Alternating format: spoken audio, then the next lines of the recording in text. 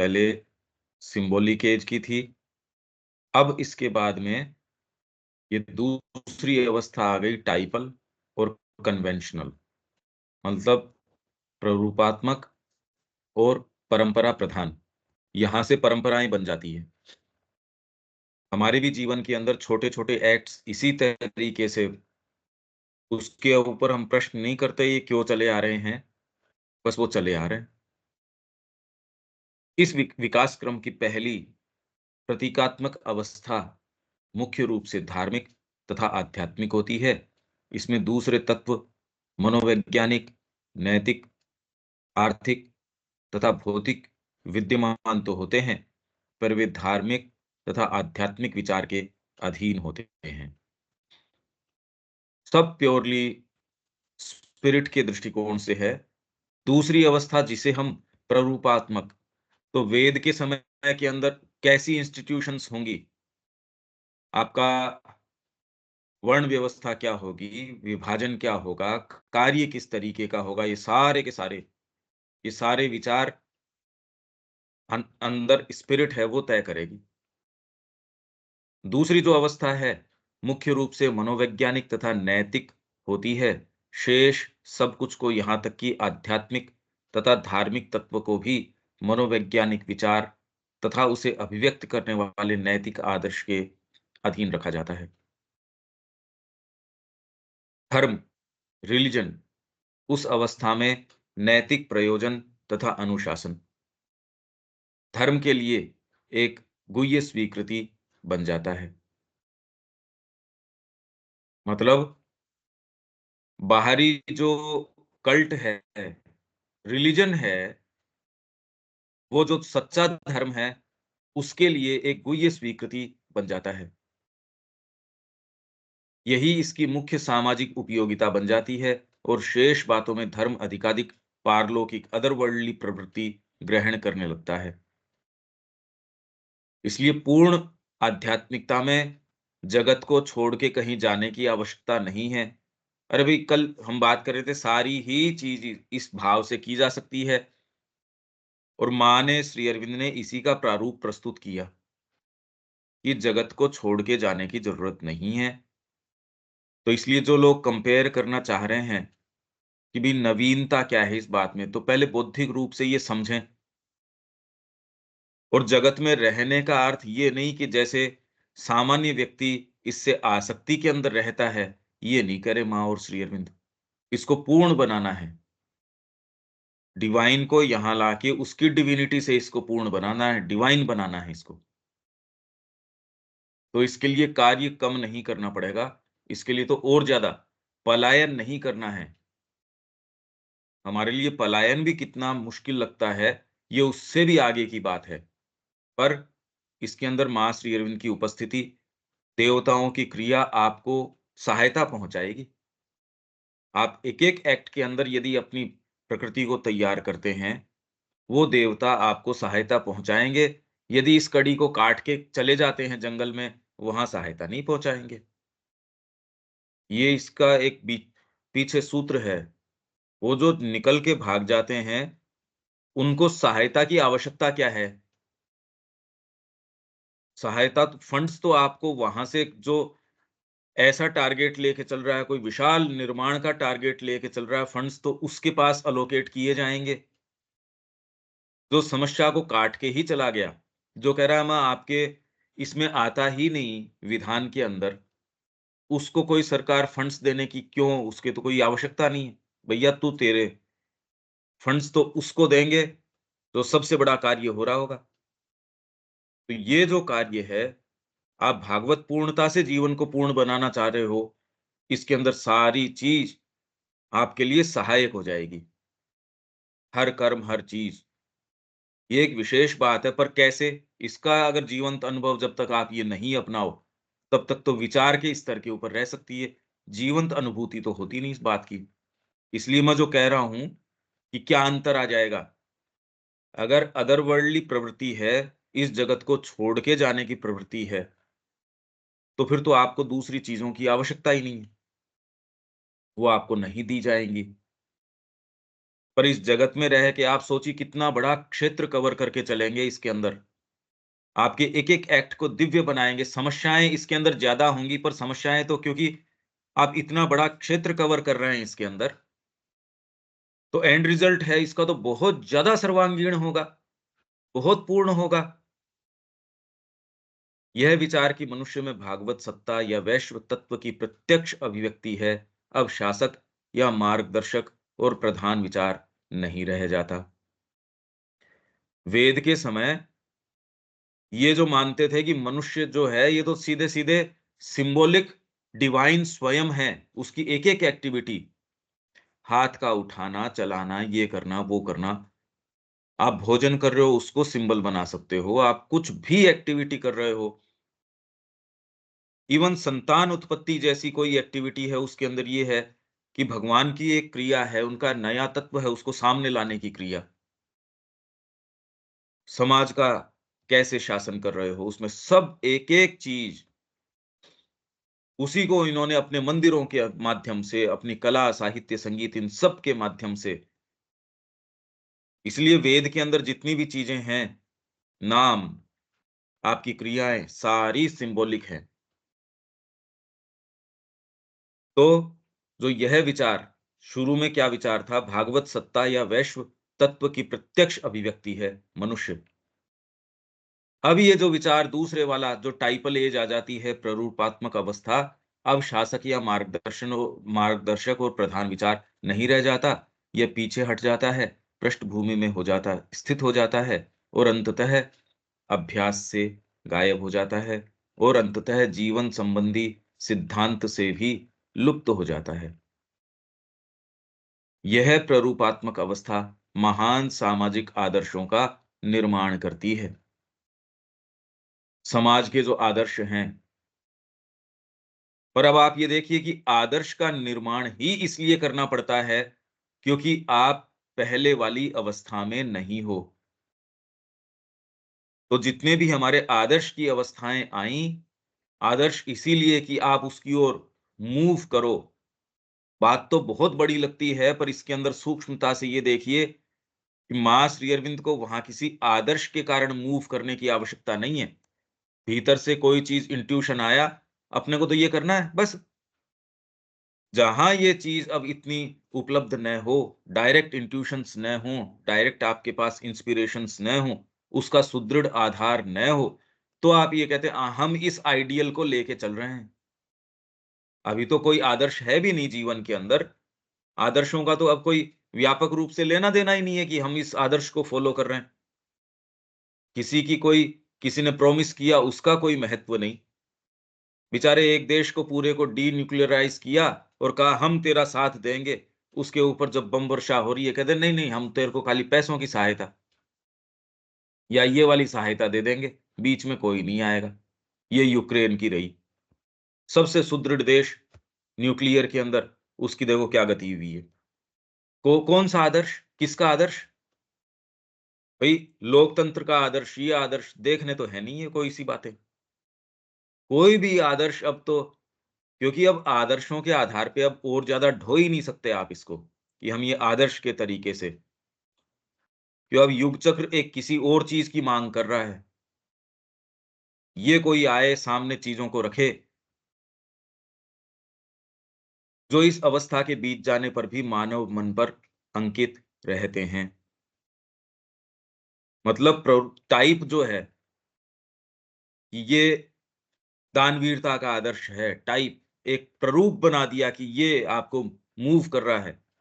शौर्य के अंदर ये, इसके अंदर ये, तो ये सारी चीज़ें जब अपने आप को अभिव्यक्त करती है मानव के रूप में, आप उसको प्रतिमान बना लेते हैं, एक एक आदर्श बना लेते हैं। तो ये जो टाइपल एज है, इसने महान सामाजिक आदर्शों का निर्माण किया, जो इस अवस्था के बीत जाने पर भी टाइपल जब कन्वेंशनल के अंदर चली जाती है, जब परंपरा बन जाती है, रूढ़ियाँ बन जाती है, तो भी मानव के मन पर आज भी अंकित है। आप एक-एक को कैसे-कैसे उदाहरण हम देते ही हैं और ये उदाहरण हमको कितना प्रभावित भी करते हैं। अपने तिरोहित होने के बाद जो मुख्य सक्रिय योगदान यह अवस्था छोड़ती है, ये जो टाइपल एस चले जाने के बाद मुख्य सक्रिय योगदान क्या छोड़ती है? वह सामाजिक मान प्रतिष्ठा, ऑनर। तो बाद के युग कल तक भी ये व्यवस्था थी, अगर वैद्य अपनी सीट के ऊपर है, वो कहेगा ना गलत नहीं करूँगा, गलत दवाई कैसे दे दूँगा मैं? इसके अंदर अब कोई ये धीरे-धीरे मुश्किल हो गया। स्पेशली जो अगर पुश्तैनी तरीके से नहीं आ रहे, उनके कोई इसमें दया धर्म नहीं है और उपयोगितावाद साथ में मिल गया। भीतर से वो कोई इसमें मान प्रतिष्ठा ऑनर रहा नहीं। मैं ये हूँ, मैं नहीं कर सकता। भूख मर जाऊँगा तो भी मैं ये कैसे कर सकता हूँ? हमारे पिताजी ने ये एक मंत्र हमको दिया 4 भाइयों में से और कहा कि इसको पैसा कमाने के लिए काम में नहीं लेना। तो कितने लोग हैं, कोई किस चीज़ का छोटी-सी कोई एक क्रिया करता है। कोई कह रहा है अस्थमा के लिए वो कुछ करता है, उसके अंदर वो 1 पैसा नहीं लेता किसी से। कोई कह रहा है मैं ये करता हूँ, कोई ये करता हूँ। उसके उसी एक चीज़ के अंदर तो इस अवस्था ने ये मान प्रतिष्ठा के विचार को सामाजिक मान प्रतिष्ठा, क्षत्रिय हूँ मैं, कैसे कर सकता हूँ? ब्राह्मण हूँ मैं, शूद्र को भी कभी कोई इसमें नीचा देखने की आवश्यकता नहीं थी। हर जने का अपना ऑनर है और उसका कार्य रिस्पेक्टेबल है, ऑनरेबल है।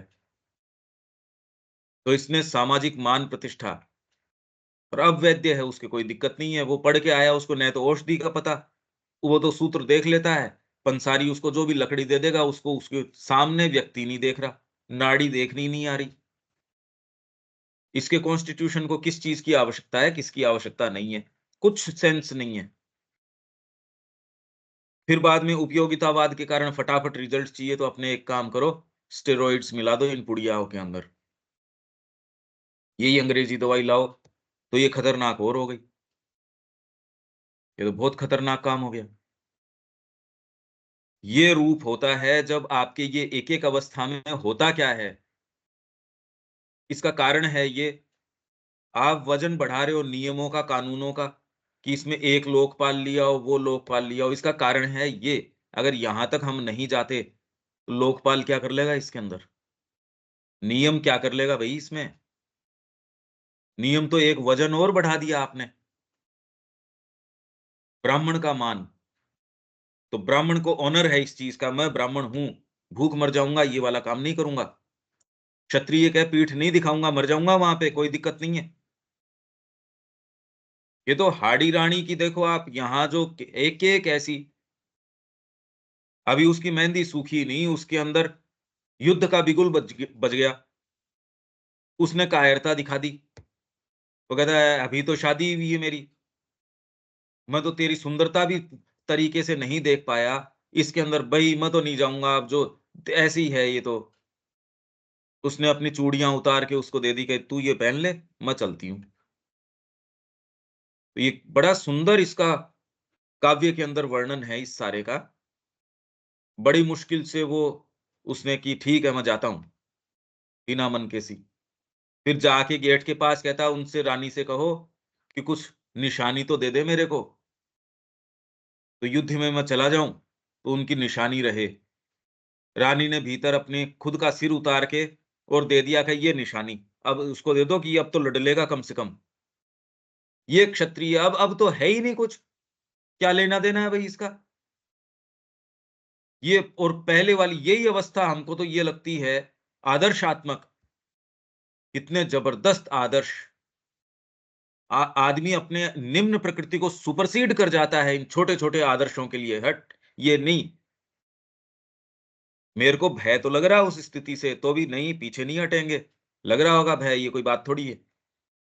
उस भय के को जीतने के लिए और के लिए फिर बाद में युद्ध से पहले बिरुदावलियाँ गाई जा रही हैं। आप ऐसे हो, आप ये हो, वो हो। जोश से भरा जा रहा है उसको। नहीं कौन जाएगा उसके अंदर? आपके परिवार ने ये महान कार्य किए हैं, ऐसे उसको तैयार कर रहे हैं। क्षत्राणी तैयार कर रहे हैं, ना बेटा ये नहीं कर सकती तू। शुरू से वैसे ही समाज को, जबकि इनकी किसी की आवश्यकता नहीं है। अगर आप सिंबॉलिक स्टेज के अंदर हो, इनकी आवश्यकताएँ नहीं हैं, पर क्योंकि सिंबॉलिक नहीं है। अब हम आ गए टाइपल के अंदर, तो ये आदर्श का निर्माण करती है और ये बाद की अवस्था तक भी मानव मन पर अंकित रहते हैं, जिसका कि प्रमाण हमारी संस्कृति है। ये तो बाद तक के विदेशी यात्री हैं, सारा रिकॉर्ड यहाँ भारतीयों ने तो फिर भी इतना नहीं लिखा, कुछ नहीं लिखा भारतीयों ने तो। यहाँ जो ऑफिशियल्स थे, जो यहाँ की रिपोर्ट वहाँ भेज रहे थे, वहाँ सब टोटल रिकॉर्ड और उसी के आधार पे ये कितनी पुस्तकें इन्होंने संकलित करी हैं और सामने लेके आए हैं। किसी ने उसको इकोनॉमिक तरीके से उसको जो रमेश चंद्र दत्त ने economic history of British India, देखो आप उसके माध्यम से क्या-क्या चीज़ें निकल के आती है। निक रॉबिन्स ने लिखी है, फिर आपके डॉक्टर धर्मपाल ने पूरा सेट निकाला है, लंदन लाइब्रेरी के अंदर बैठ के एक-एक, एक-एक, एक-एक चीज़ का। बहुत-बहुत लोगों ने निकाला है इसका तो। फिर India as they saw 4 volume ये निकाले हैं जिसके अंदर उन लोगों ने कैसे-कैसे इसको देखा। ये रिकॉर्ड देखो तो आप ये कहो अरे क्या अवस्था थी ये, सुपर ह्यूमन कैपेसिटीज़। और फिर भी थी ये प्ररूपात्मक ही, क्योंकि सिंबॉलिक स्टेज तो ऋग्वेद के अंदर ही देख सकते हो और तो कहीं मिलती नहीं। उसका कोई रिकॉर्ड एज़ सच है नहीं, क्योंकि श्री अरबिंदो कह रहे हैं ऋग्वेद अपने आप के अंदर पर्याप्त है, अगर हम उसके अंदर प्रवेश कर सके तो। अब उसके लिए क्या मानसिकता की आवश्यकता है? इसी चीज़ को लेके अपन ने जो वैदिक एज है, वो शुरू करी थी और वहाँ से लेके आज तक का कैसे ट्रेस करें इसको, मानसिकता क्या होनी चाहिए? ये करने का काम है, इस दृष्टिकोण से देखने का है। ये ह्यूमन साइकिल, इसीलिए श्री अरबिंदो को पढ़े बिना कुछ नहीं समझ सकते, कुछ भी। विश्व का सारा इतिहास बारीकी से पढ़ लो, आप प्रोफेसर हो सकते हो इसके। आप आर्कियोलॉजिकल सर्वे के अंदर हो सकते हो और एक कुछ नहीं पता हो, क्यों पर्सपेक्टिव नहीं होता। तो दूसरी अवस्था जो है, आदर्शों का निर्माण करती है और जो इस अवस्था के बीत जाने पर भी मानव मन पर अंकित रहते हैं। अपने तिरोहित होने के बाद जो मुख्य सक्रिय योगदान यह अवस्था छोड़ती है, वह सामाजिक मान प्रतिष्ठा का विचार। यहाँ जो जिस तरीके की मूवीज़ बनाई गई हैं बाद के अंदर, बिल्कुल वेस्टेड इंटरेस्ट के साथ प्रायोजित तरीके से बनाई गई है। यहाँ का कोई जो वणिक है, उसने कभी बही में गलत लिखा ही नहीं। और जबकि ये मूवीज़ क्या दिखा रहे हैं कि ये सूद पे सूद लगाता है और सारी चीज़ चूस लेता है। अरे! ये कैसे हो सकता है जब यहाँ की बात जो है बही सुप्रीम कोर्ट के अंदर एक साक्ष्य के रूप के अंदर मानी जा रही है। लिख सकता ही नहीं कि तूने कैसे गलत लिख दिया? क्योंकि ये सारी शिक्षा परंपरा से चल रही है। दादा अपने पुत्र को पुत्र अपने अपने बेटे को, बेटा अपनी आगे की परिवार से सीख रहा है वो। एस्ट्रोलॉजी है, ये सारी विद्याएँ हैं। कैसे किस रोगी को किस तरीके से टैकल करना है, पिता पुत्र को बता रहा है ये दवाई घोट, सुबह उठते ही किस समय घोटनी चाहिए, इसको कितनी घोटनी चाहिए, क्या है? अब ये शिक्षा आपको अब ये तो खत्म है। इसका तो बिल्कुल सेंस तक नहीं है, इसलिए आपकी जो हाथ की कारीगरी और मशीनें ले आए, हाथ खत्म। इनके भीतर जो देवताओं की क्रिया थी और थी, सब खत्म। सब टोटल ब्यूटी है और है, सब खत्म। कैसे वापस आए, ये तो एक एक अकल्पनीय सी बात हो गई। क्यों? क्योंकि ये हैंडओवर करी ही नहीं जा रही नेक्स्ट जनरेशन को। 4 जने बैठे हैं, चारों हाथ में मोबाइल लेके बैठे हैं। एक-दूसरे से बातचीत का कोई और करो तो उसको क्या, आपके परिवार क्या करता आ रहा है? अब तो परिवार का वो सिस्टम नहीं। क्या हैंडओवर करो उसको? तो कुछ लोग अब क्या करते हैं कि भई ये फिर अब कोशिश करते हैं वो और बुरी बात बताते हैं कि चलो अब साथ में बैठते हैं, थोड़ा साथ में समय व्यतीत करते हैं। अरे! पर तुम्हारे पास देने को क्या है? देने को तो कुछ है नहीं तुम्हारे पास। पीछे लौटने से ये व्यवस्था आ भी नहीं सकती। अब हमको आगे चलना पड़ेगा। हम जहाँ हैं और वो आगे का सूर्य तो केवल श्री अरविंद दे रहे हैं। इसलिए करने का एकमात्र काम, पर ये अवस्थाएँ क्या-क्या करती हैं? अगर ये समझो तो इतिहास समझ सकते हैं, नहीं तो नहीं समझ सकते। घटनाओं के आधार पे आप नहीं समझ सकते, साइकोलॉजी के आधार पे घटनाओं को देख सकते हो कि क्यों ये सारी अवस्थाएं इस तरीके से आईं। ब्राह्मण का मान, ब्राह्मण का क्या है ऑनर? जो उसकी पवित्रता, शुचिता, मन तथा आत्मा संबंधी बातों के प्रति उच्च आदर में एवं निष्काम प्राप्ति में तथा विद्या और ज्ञान की अनन्य खोज में लगे रहने में होता है। तब ब्राह्मण के घर के ऊपर आप पैदा हो गए, तो आपको वो कल्टीवेट क्या करेगा? यहाँ इतिहास ये लिख रहे हैं कि ये सब इंटरप्रिटेशन इस तरीके से करते थे वेद का। ये तो हमारे इंडियन हिस्टोरियंस हैं वो लिख रहे हैं, और बाहर की बातें तो छोड़ो, बाहर वाले तो ऐसा लिखते ही नहीं। इंडियंस लिख रहे हैं, क्योंकि मन के अंदर वही अभी का जो जो विचारों के कचरा भरा पड़ा है, वो उस तरीके से सोचते हैं, ये ब्राह्मण तो ऐसे हैं, ठगते हैं ये। तो ब्राह्मण का मान, ब्राह्मण का ऑनर किस बात के अंदर है? पवित्रता, शुचिता। यही बात गीता कह रही है। अब ये कोई वर्ण कर्म से, पेशे से थोड़ी हुआ। पवित्रता पेशा थोड़ी है कोई, व्यापार थोड़ी है पवित्रता। तो ये जो आप जात पात की आप पेशे से मान बैठते हो कि ये पेशा है, ये पेशा नहीं है भाई।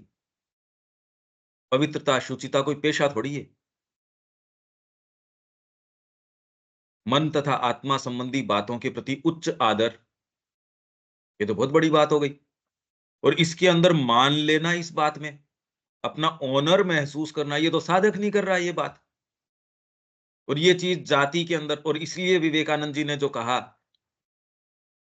कि जब सारी व्यवस्थाएं, अरे बाहर से आपके छाती यहाँ दल रहे हैं पूरी की पूरी, और ये क्या कर रहे हैं बाहर के लोग, ऐसे के अंदर एक जो स्थान भारत की आत्मा ने चुना, वो थी जात, जात पात।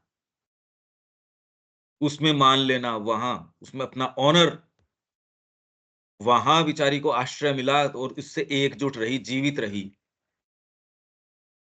ये कुछ चीजें ऐसी हैं, इसके लिए थोड़ी गहन आपको ये प्रज्ञा चाहिए। इसके बिना तो आप समझ ही नहीं सकते ये बात क्या चल रही है, सेंस ही नहीं आ सकता। आज तो चलो ये बात करने के लिए तो है, क्योंकि विवेकानंद जी ने कह दिया, श्री अरविंद ने कह दिया, पर इन लोगों ने कैसे देखा होगा? सोचिए आप। ये है प्रज्ञा, जो वस्तुओं के गहन अंधकार के अंदर से आपको चीजों की रियलिटी तक लेके चली जाती है। वही गहन अंधकार हमारे सामने है। यदि हम इसको स्वीकार नहीं करते, तो जीवन में कुछ नहीं पता, कुछ भी नहीं पता, कैसे देखें चीजों को। पहले तो खैर ये समस्या ही नहीं अराइज होती कि देखने की समस्या भी है किसी को। तो आत्मा संबंधी बातों के प्रति उच्च आदर में एवं निष्काम प्राप्ति में, निष्काम प्राप्ति, तो इसके अंदर कुछ के प्रश्न ये आते हैं, तो अगर ये ऐसे करेगा तो उसका घर कैसे चलेगा? यहाँ तो ये है, देखो इसमें तो वो ऑनर लेता था। इंग्लिश में क्या कह रहे हैं ये देखो,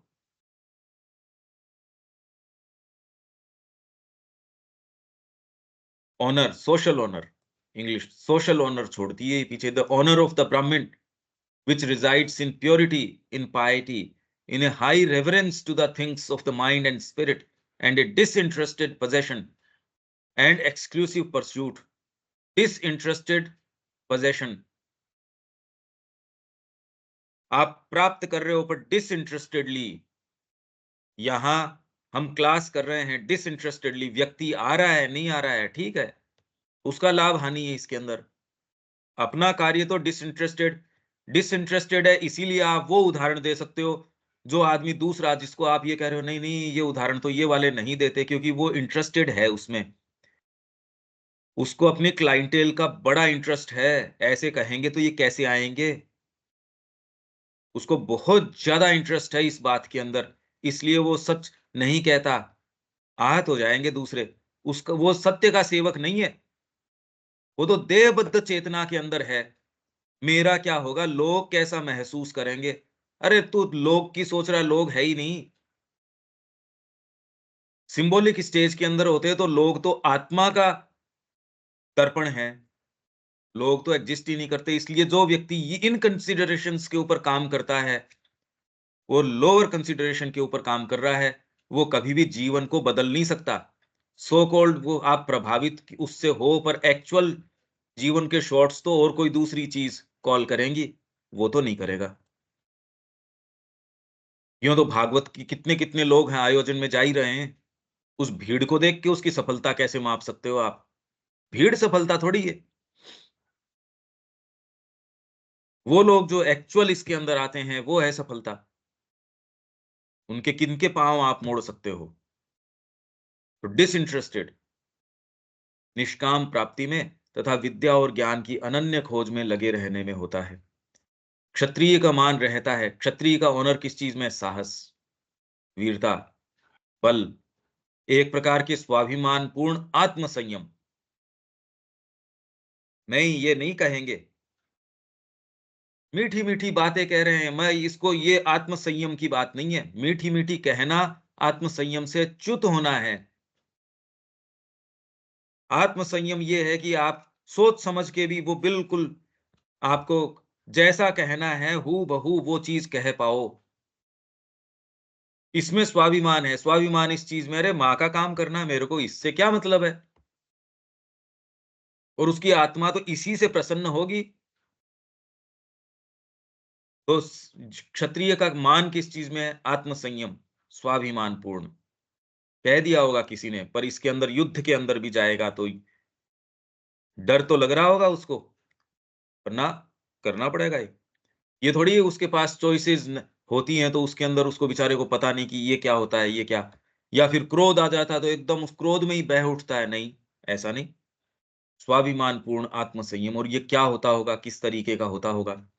तथा आत्म प्रभुत्व में, चरित्र की उच्चता तथा उस उच्चता को बनाए रखने के लिए आवश्यक कर्तव्यों में। चरित्र की उच्चता कैसे बनाए रखो आप? यहाँ तो साधक नहीं बनाए रखता। ये बात समाज के किसी एक व्यक्ति से नहीं, वर्ग से पूरे के पूरे, और जन्म के साथ ही एस्ट्रोलॉजर ये बता देता था कि तेरा स्वभाव ये है। स्वभाव, नियत, कर्म, और ये जात-पात चली आ रही थी।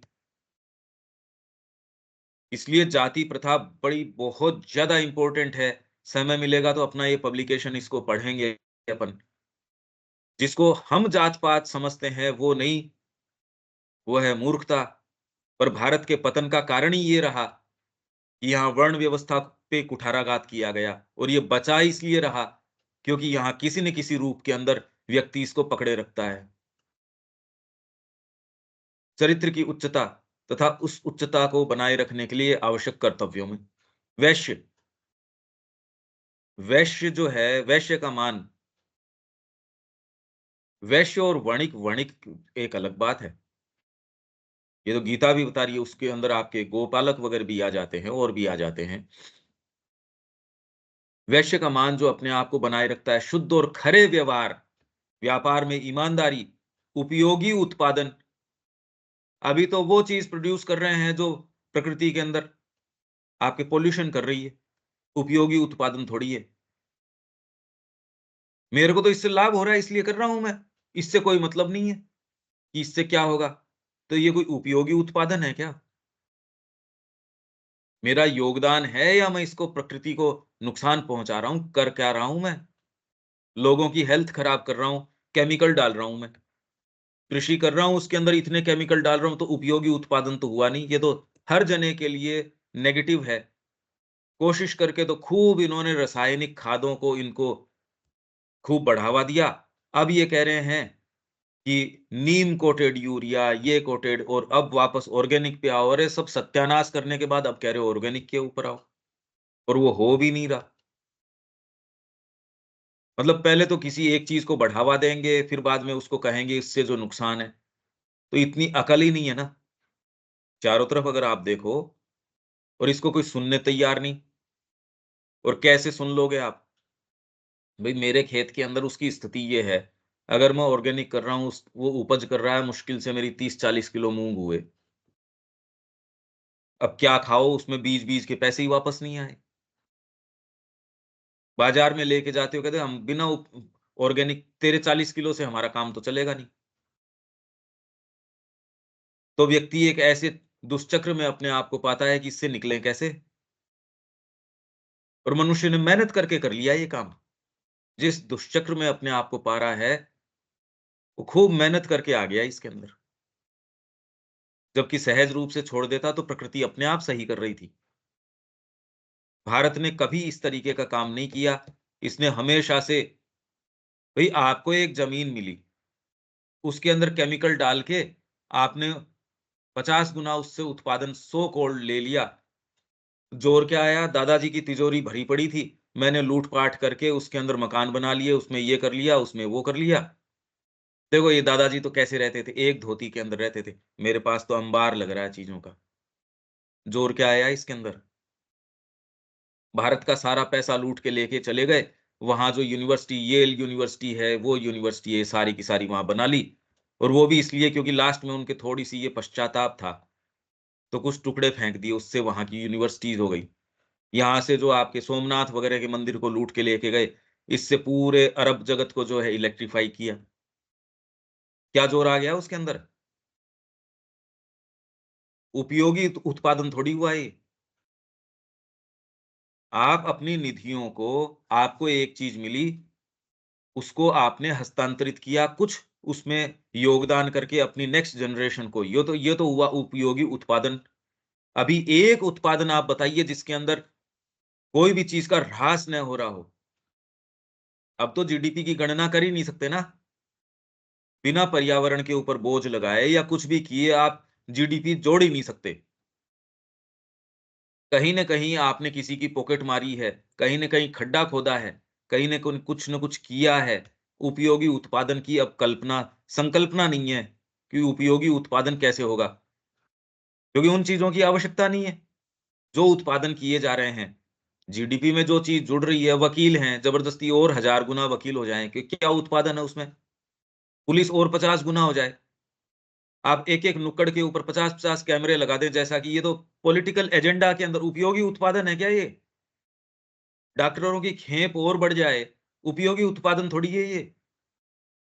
तो टोटल आपकी जीडीपी एकदम क्रैश कर जाएगी अगर वास्तव में इस चीज़ को लागू कर दिया जाए। उपयोगी उत्पादन है ही नहीं, सेंस ही नहीं है उपयोगी क्या होता है। अब तो ये कह रहे हैं कि अगर आप खरीदारी नहीं करोगे तो इकोनॉमी क्रैश कर जाएगी।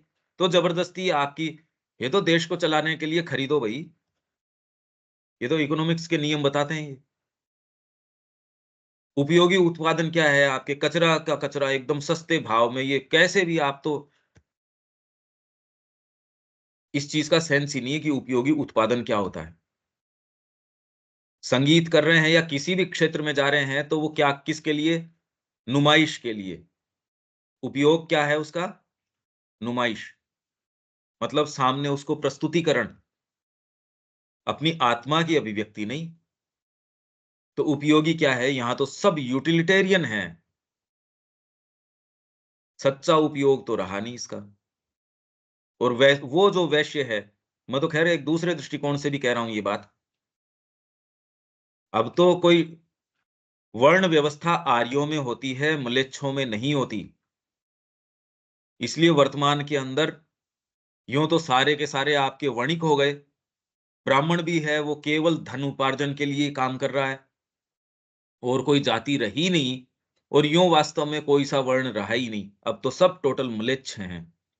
वर्ण जितने भी हैं, वो आर्यों के अंदर होते हैं। इसलिए ये आर्य भूमि थी भारत, जिसमें किसी शूद्र को ब्राह्मण बनने की आवश्यकता नहीं थी। इसलिए गीता कह रही है स्वभाव नियत कर्म और परधर्मो भयावह। तो बेचारे शूद्र को तो वहीं पड़े रहना है। ब्राह्मण जो है, वो जाके भगवान को प्राप्त कर लेगा। और आप कह रहे हो शूद्र जाए नहीं, क्योंकि परधर्मो भयावह। ऐसी विभेद की बातें न इस संस्कृति में थी, न कभी शूद्र को नीचा माना गया। कुछ ऐसी बात ही नहीं थी, हो ही नहीं सकती थी। गीता कह रही है चांडाल से चांडाल व्यक्ति भी डायरेक्टली भगवान के पास जा सकता है। और एक ब्राह्मण है, वो अपने धर्म के ऊपर नहीं है, तो वो गिरा हुआ है। उससे वो चांडाल श्रेष्ठ है। तो ये बातें कैसे आई भई? गीता सारा आपको कॉन्स्टिट्यूशन दे रही है। हम कैसे चल रहे थे, हमारा समाज कैसा था, उसका दर्पण है वो। तो वैश्य का मान जो अपने आप को बनाए रखता है, ये मानव चक्र चल रहा है। ये ह्यूमन साइकिल से है श्री अरबिंदो का।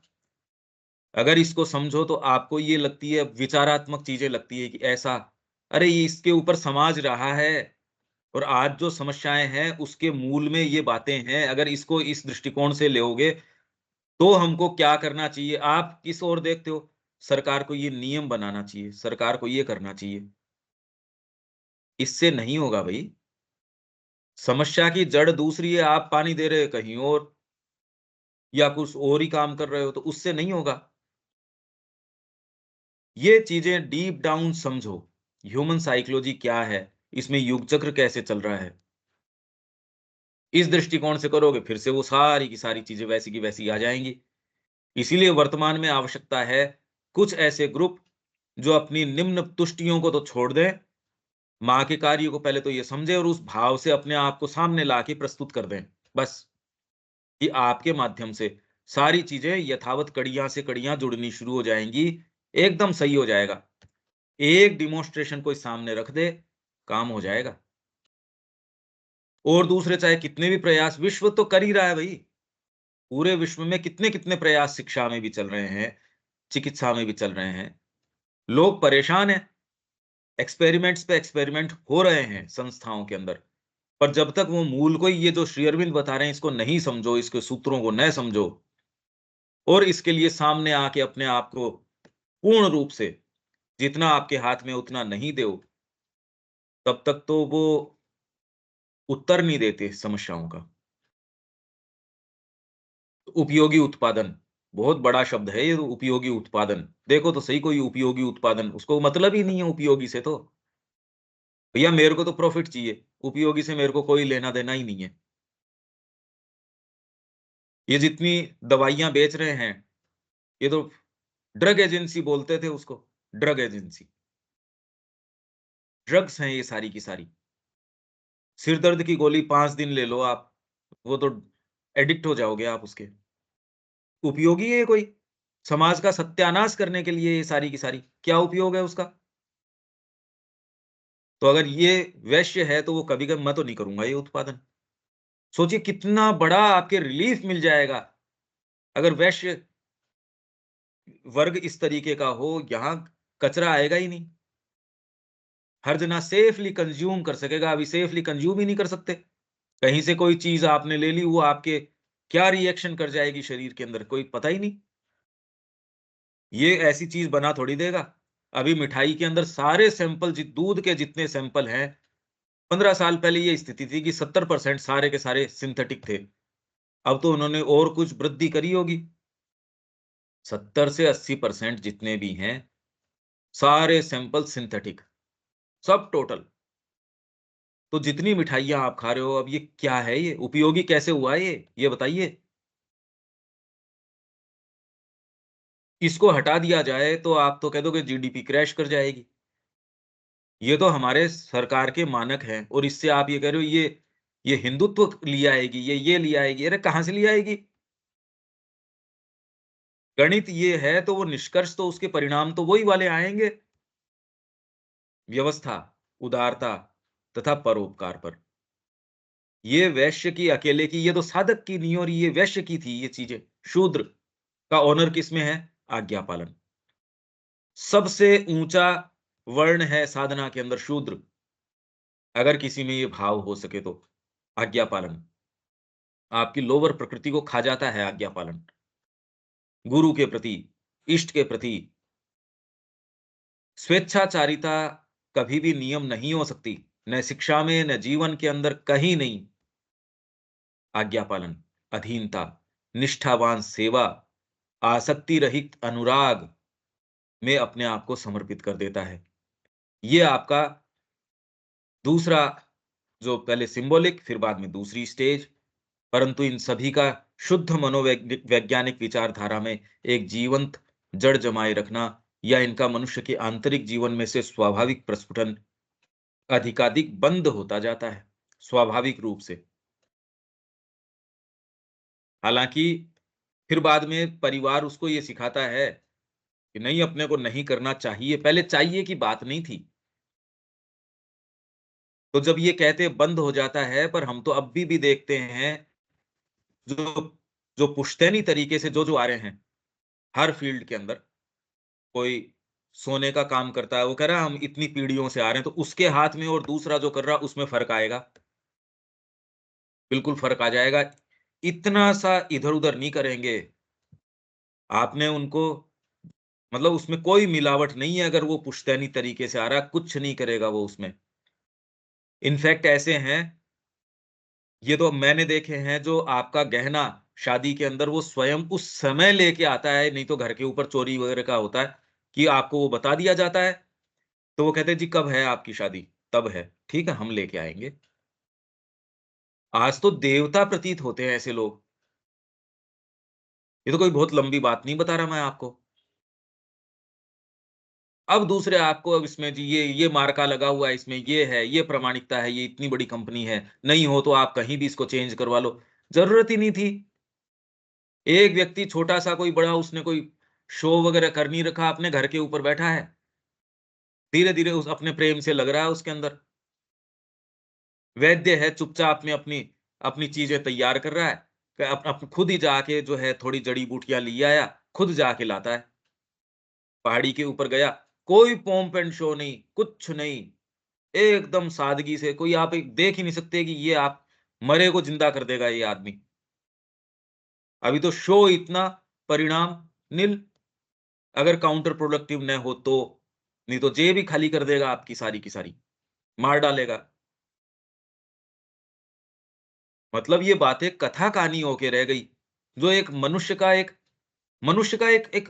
एक आनंद होना चाहिए ये, किसी से आप मिल रहे हो तो उस व्यक्ति से आप कि वो आपकी जेब ना काट ले, अभी तो यही पता नहीं कि आपसे क्या बोल रहा है, क्या नहीं बोल रहा है, मनुष्य नहीं रहे।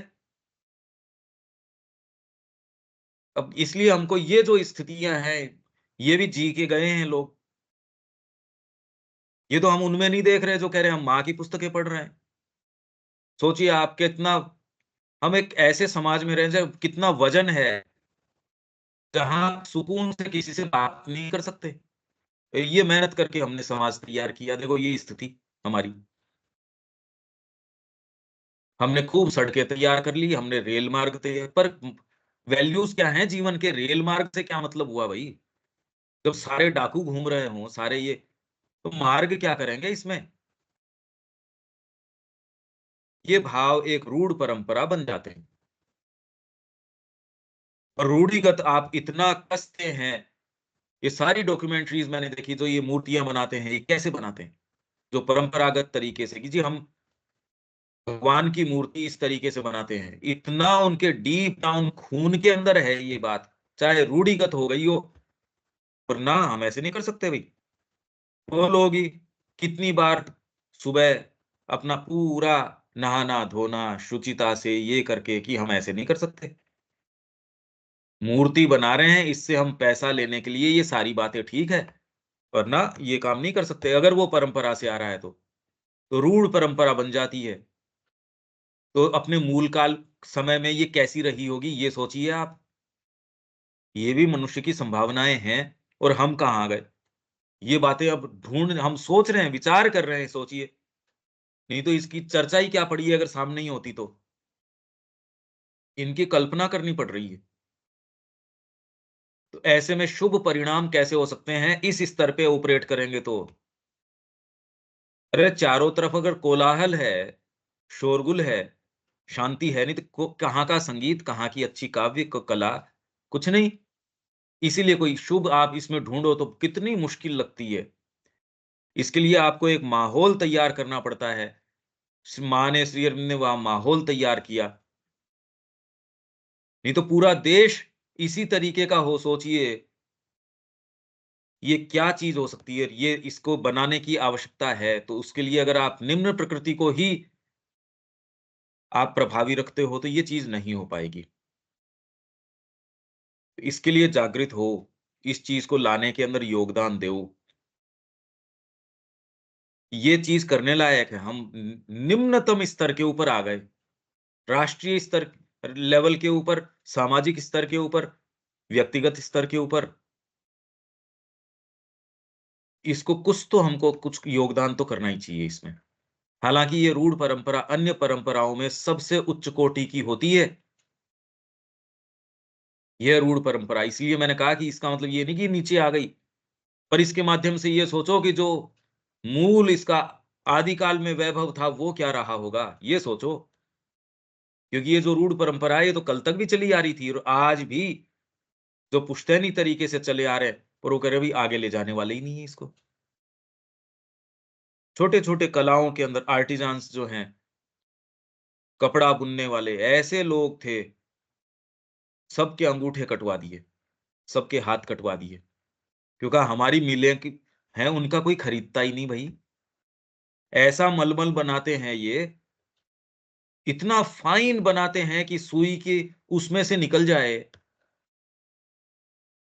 इतना बड़ा कपड़ा एक छोटी-सी माचिस की डिब्बी के अंदर आ जाए। कारीगरी सोचो आप। ये रिकॉर्ड है भई, ये तो और कोई एक जने की बपोती नहीं है। हर फील्ड में ऐसी-ऐसी चीज़ें, दिए ऐसे बना रहे हैं। अब तो उन्होंने संग्रहालय बना रखे हैं, यहाँ की चीज़ें सोचिए व ऐसे मूर्ख हैं, यहाँ आके ये हमारे पास में जो एंटीक बेचते हैं, रामगढ़ है, फिर आपके मंडावा है, वहाँ है ही नहीं अब वो चीज़ें, अब वो पुराने कोई भी चीज़ अब स्टोव से उसको जलाएँगे और करेंगे, नई लकड़ी को पुराना सा लुक देंगे, वो यहाँ से उसको खरीद-खरीद के। अरे यार! तुमने उस चीज़ को ध्वस्त कर दिया नहीं, पहले तो हर जने का मकान उस तरीके का, लाइफ़स्टाइल उस तरीके का, उसको छिन्न-भिन्न कर दिया, अब उसको एंटीक का नाम दे रहे हो। मतलब मूर्खता मनुष्य की देखो किस स्तर की है और वो अपने आप को एडवांस्ड मान रहा है। अंत में ये भाव जीवन के वास्तविक अंग बने रहने से कहीं अधिक चिंतन में रूढ़िबद्धता तथा मौखिक शब्द बनकर रह जाते हैं, बस। फिर धीरे-धीरे केवल आदर्श की बात अब तो वो भी सुनने में नहीं आती। अब तो वो भी सुनने में नहीं आती। इसलिए कृष्ण प्रेम को जब उन्होंने कहा कि जी हँसी में ही कहा कि गोमांस आपने भी खाया होगा आपके, भई आप तो वहाँ थे, एयर फ़ोर्स के अंदर थे। जिस परंपरा से या जिस संस्कृति से आप आते हो, गोमांस तो आपने खाया ही होगा। आज आप ये कह रहे हो मैं तो चोखा-चुल्ला भी एकदम मज़ा हुआ ये। तब फिर उन्होंने कहा कि आज जब सारी चीज़ें, सारा अनुशासन खिड़की से बाहर फेंक दिया जा रहा है, ऐसे के अंदर मार्ग पे आया मैं पहला अभी नोवाइस, मैं नौसिखिया, होता कौन हूँ? मैं तो अक्षरशः हर चीज़ का पालन करूँगा। इसलिए उन्होंने यात्रा करी। आप निष्ठावान अगर हो जाते हो तो आप यात्रा करोगे और निरंकुशता, स्वेच्छाचारिता यदि हो जाएगी, व्यवहार में, सोच में, समझ में, तो वो आपको कहीं नहीं लेके जाएगी, पतन के ऊपर लेके जाएगी। अच्छा, यहाँ तक ये विचार समझ में आ रहे हैं क्या, देविका जी? हाँ जी, पंकज भाई। हाँ, तो क्लियर है। जीवंत है ये, कैसी बातें हैं। देखो इस दृष्टिकोण से हिस्ट्री देखो, बताता ही नहीं कोई। श्री अरविंद के एक पैराग्राफ में वो बात है कि कितना भी खोलो, पर्सपेक्टिव कैसा मिलता है और करने हाँ, की अब क्या आवश्यकता है। भई ये ठीक है जो है सो है, ये पर्सपेक्टिव तो मिल जाए पर करने का क्या काम है स्पष्ट तरीके से देखो अब। वापस लॉस्ट आपके जो ज्ञान है उसके लिए क्या करना चाहिए, वो देख लो आप। वेद को पकड़ना पड़ेगा, उसके संपूर्ण ज्ञान को पकड़ना पड़ेगा और उसका संपूर्ण ज्ञान है असतो मा सद्गमय, तमसो मा ज्योतिर्गमय, मृत्योर्मा अमृतम गमय। इस लोअर अभिव्यक्ति को छोड़ दो, हायर और हमारे लिए उसके पर्याय हैं माँ और श्री अरविंद। उनके प्रति अनन्य निष्ठा जितनी करी जाए उतनी कम ही है, ज़्यादा कभी नहीं हो सकती। उसमें आपका व्यक्तिगत फुलफिलमेंट भी उसी में है। वर्तमान में प्रैक्टिकल लगता है या नहीं लगता है, फुलफिलमेंट आएगा उसी से निर्माण होगा। करके तो देखो। कोई सेंटेंस इसमें इस दीपक जी कोई बात है इसमें?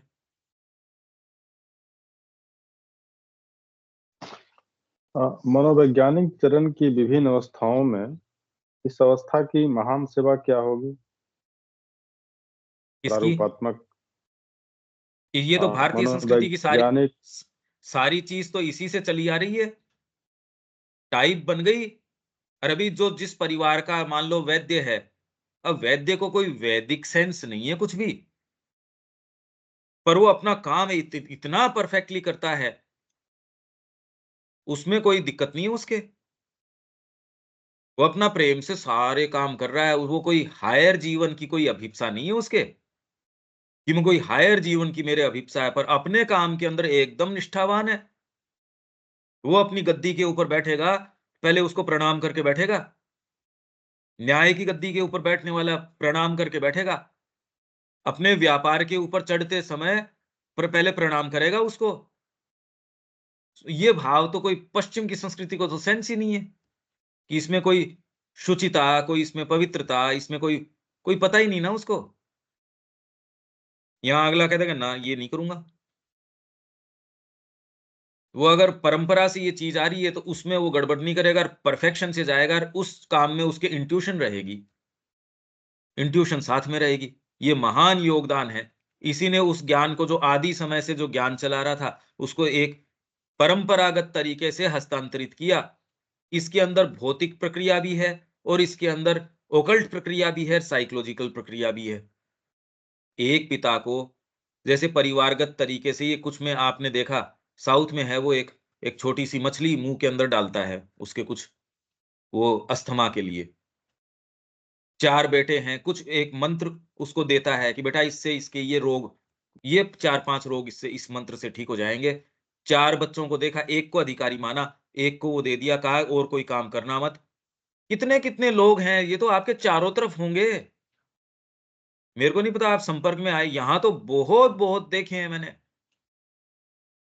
कोई ये बता रहा है कि यहाँ पानी मिलेगा, उसको केवल इतना सा, उसके पिताजी ने कहा जी मेरे पिताजी ने ये बताया, आपको जितने जगह का पानी आपको पता करना है ज़मीन में कहाँ पानी है, उतने जगह का आप वहाँ नारियल को 3 बार घुमाओ, उसके पास लेके चले जाओ। 2 कुएँ चाहिए तो 2 नारियल ले जाओ, 3 चाहिए 3 नारियल ले जाओ।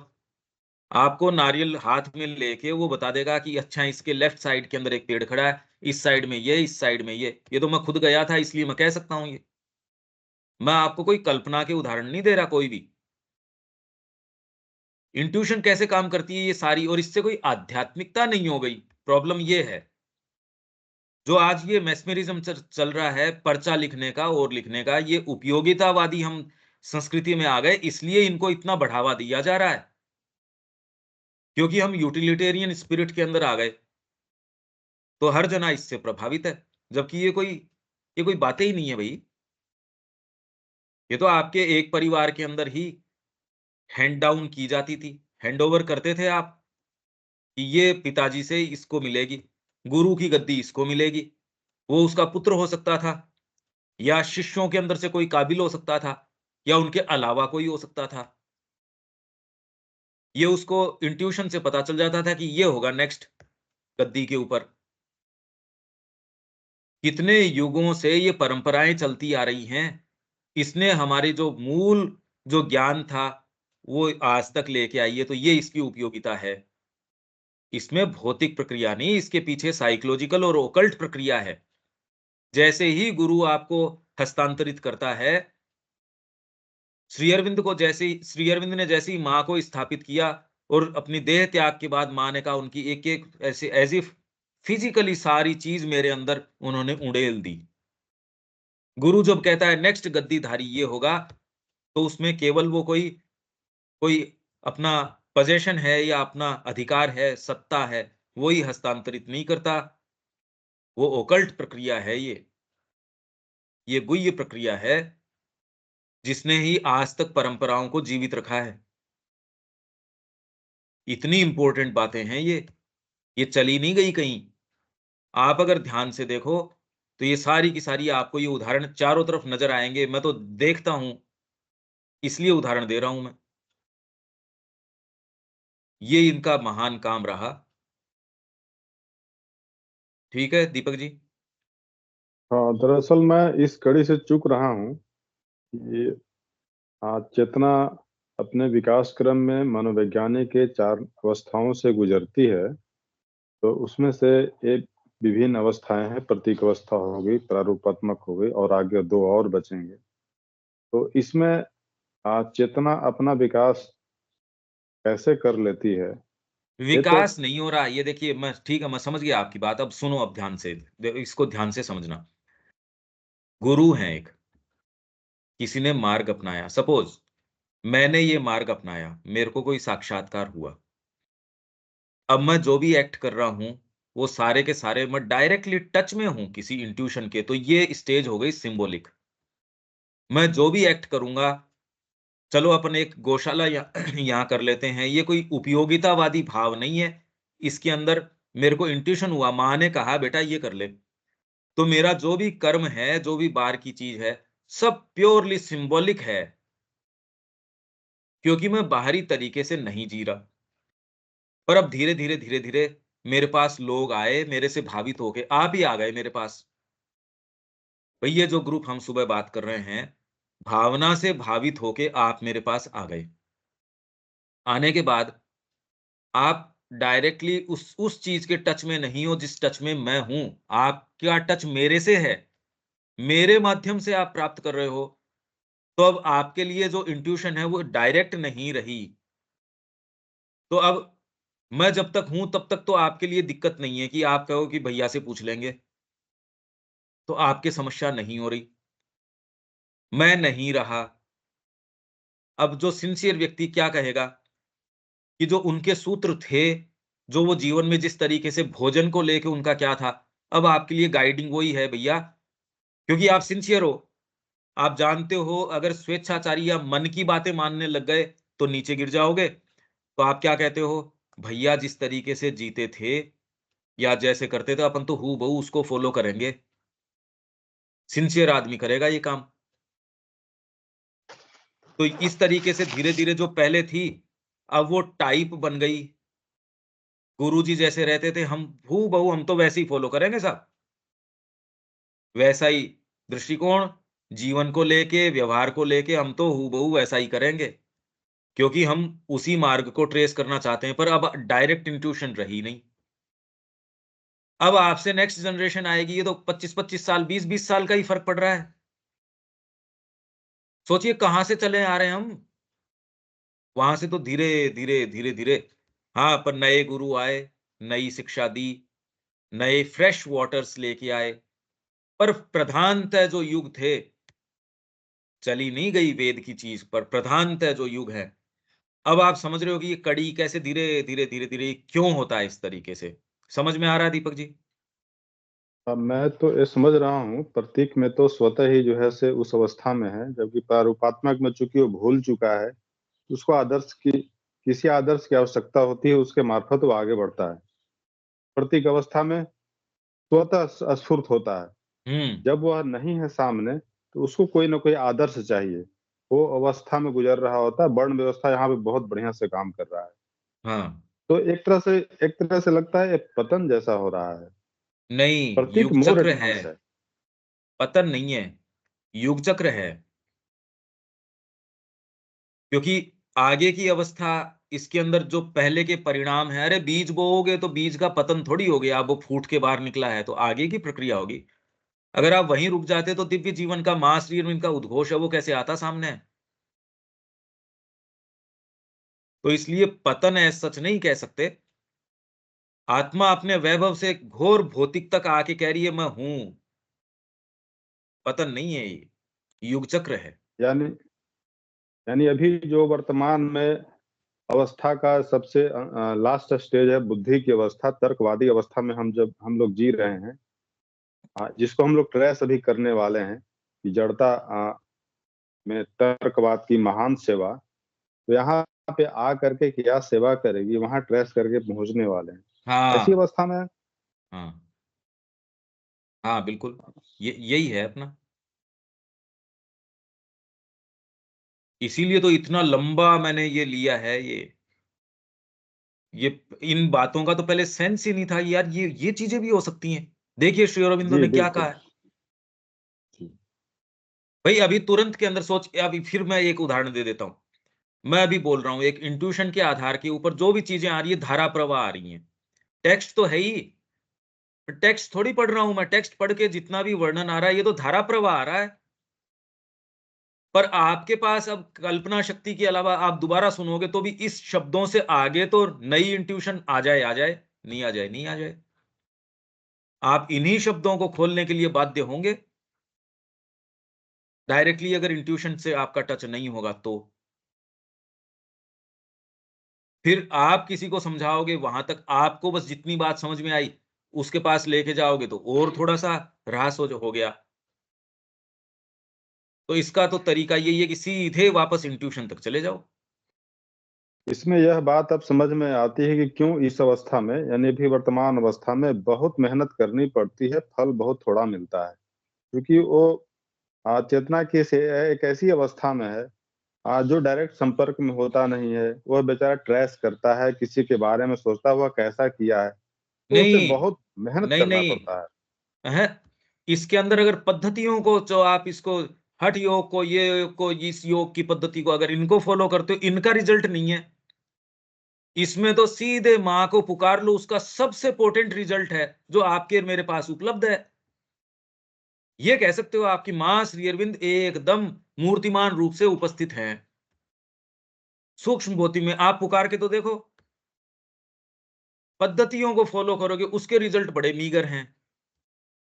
ये बात है। अच्छा, यहाँ पर एक बात बोली जाती है कि कलयुग में नाम आधारा, हाँ, ये हाँ। बात। अच्छा, जी। इसलिए सुमिर सुमिर भव उतरी पारा। कलयुग के अंदर तो क्यों तपस्या करेगा कौन? यहाँ कौन है हम में से? जीव की तपस्या तो नहीं होगी।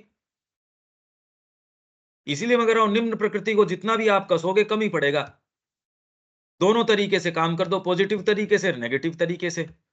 बचपन से तैयारी, सारे स्तर के ऊपर काम करो। पर अब उसके लिए भी एआई समय नहीं देगी। ये तो जल्दी मनुष्य जाति को एक्सटिंक्शन के कगार पे ले आएगी। ऐसे के अंदर सामने आ जाओ अपने, तो निसंकोच सामने आओ। सामने आके कहो हम मां श्री अरविंद को रिप्रेजेंट करते हैं, बस।